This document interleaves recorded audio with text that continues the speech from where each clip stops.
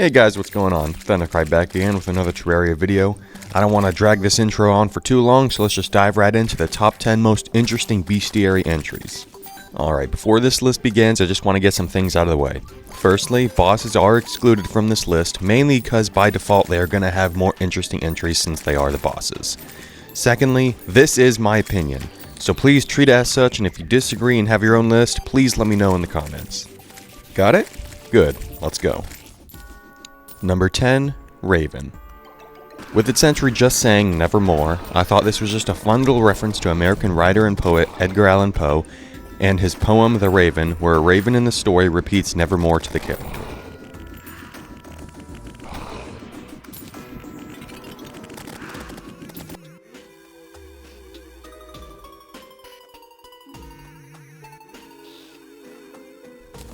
Number 9, Tesla Turret. Named after a historic Terrarian, these turrets are built by Martian engineers and rain devastating energy upon anyone nearby. I like this one for a similar reason as the Raven. It references Nikola Tesla, the guy who's responsible for alternating current. Number 8, Ghoul. Its entry reads, wandering the dark caverns below the desert dunes, ghouls are the desiccated husks of zombies preserved by the arid environment. So the ghouls you face in the underground desert are just dried up zombie husks? Cool.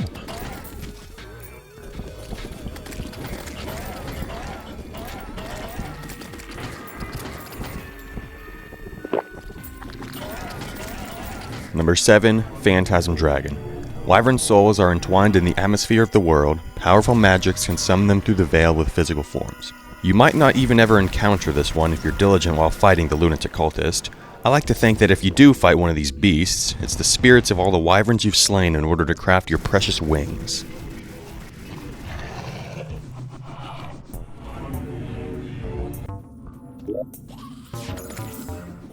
Number 6, Gastropod. Touched by the blessing, these nocturnal slimes evolve into a levitating snail-like creature which spits powerful beams of light. With all the gel that I've gotten from these guys, I've never once thought that they could be slimes. It's also interesting that the Hollow just evolves the harmless creatures of the world into deadly ones that I'm sure have taken too many Terrarians over the years.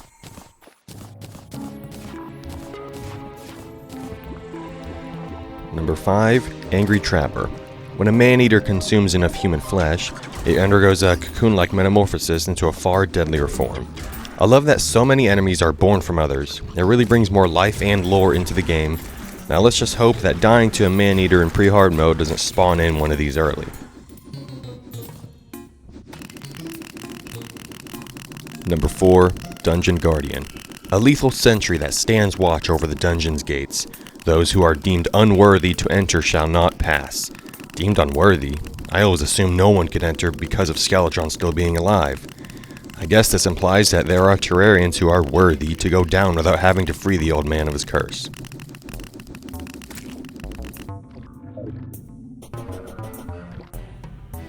Number 3, Crawltipede. Wrapped in celestial energy, this worm-like creature seems invincible. Having no eyes, it seeks vibrations throughout the air.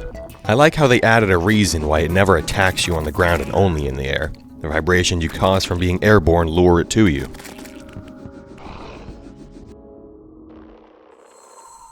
Number 2, Cyborg. An NPC has an interesting bestiary entry? Well, yeah, he does. Let's read it. The Cyborg was built with the combined efforts of the mechanic and the steampunk to aid in rocket science and world defense. It's funny, I never thought about how the Cyborg came into existence, but it makes sense that the wire-savvy NPCs had something to do with it. But the Cyborg is man and machine, so that just leaves one question. Who was the man?